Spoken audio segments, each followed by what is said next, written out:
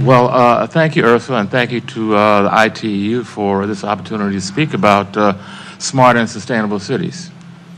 Our collaborative group, Digital Divide Partners, is intimately involved in harnessing technology to improve urban life, particularly by bringing free internet access to public housing residents in New York City, Hear that, Brother Leroy? which alone has a population of over 400,000.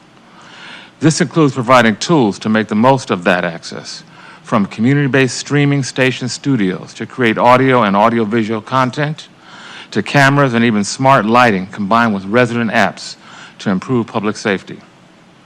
We call our effort the Smart Community Initiative, which is focused around free access and technology services that help people to become smarter. The Internet Society, of which I'm a board member of the New York chapter, believes that the Internet is for everyone. People should not have to pay anything, we believe, to access municipal and healthcare services, nor should there only be one way of providing service to our urban communities. The Smart Community Initiative recently launched the Grant Houses Community Radio Station at ghcr.nyc, which is a community-controlled streaming station that is programmed by and for local residents in this West Harlem community. ghcr.nyc is a platform that enables residents to tell their own stories, control the narrative of their lives, something that is woefully lacking in the media landscape we have today, where basically we have no voice and the media is relentlessly focused on the negative and sensationalistic aspects of public housing. The Smart Community Initiative is also operating a streaming station at James Weldon Johnson Houses in East Harlem. Its foundational program, The Wisdom Table, launched 3 years ago, is a weekly roundtable conversation with community elders that focuses on family issues, healthy eating, home remedies, healthcare, the criminal justice system, and other topics of interest to the resident host producers.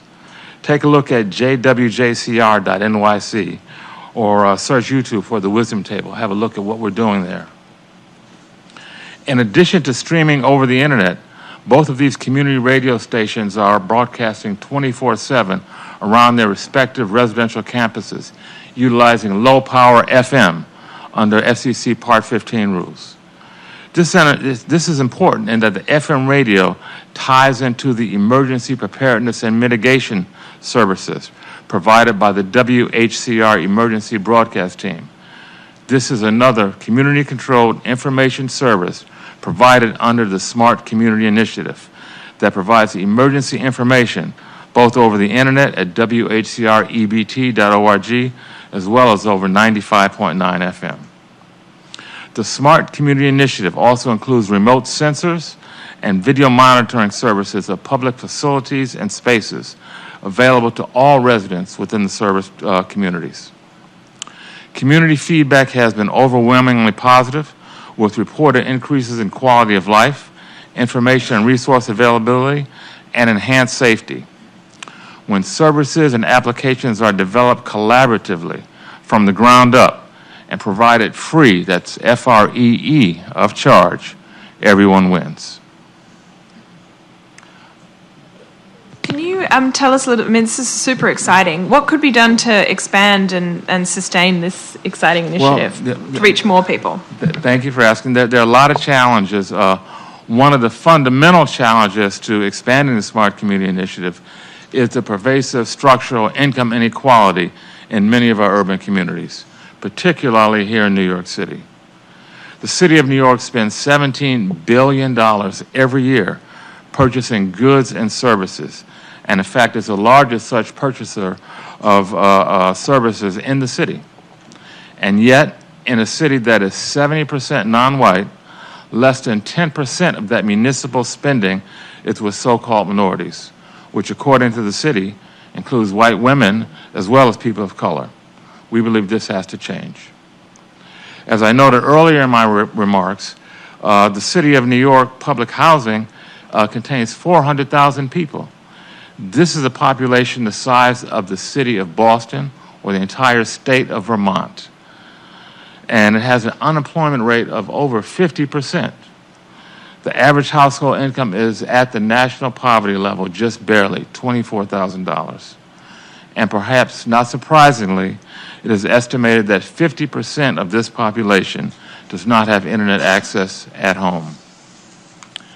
This digital divide in the nation's largest and most sophisticated city is appalling. While there have been many well-intentioned efforts to offer so-called affordable internet access to urban communities, no one can define what affordable is to families struggling to put food on the table, keep the kids' clothes, pay the rent and the doctor bills. As I have stated earlier, free is the only answer to what is affordable for this under-resourced community. The same attention and effort expressed for providing internet access to rural communities needs to be applied to our urban communities. Debilitating economic forces and paternalistic corporate and government initiatives have together resulted in devastating outcomes for our urban communities. As we focus on smart cities, let's not forget that neighborhoods and communities are the fundamental building blocks of cities. This is our fight and our struggle that can only be addressed by concerted efforts led by progressive folks on the ground, like public housing leaders that we work with. I just want to call out a couple names: Ms. Ethel Velez, Carlton Davis, Polly Spain, John Johnson, and many others that are working to marshal the economic resources to level the playing field and bring the Smart Community Initiative to those communities most in need of this service.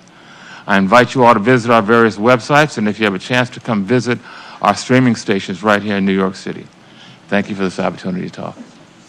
Thank you so much, Stuart. I think it was so important as well. You really brought out so well the inclusion aspect. And I saw a statistic recently, I think coming from the city, that across the city, 29% of households, and clearly a lot higher percentage in public housing, don't have broadband connection. So that has so many implications for being able to access a lot of the benefits that we've talked about. So important. Thank you so much.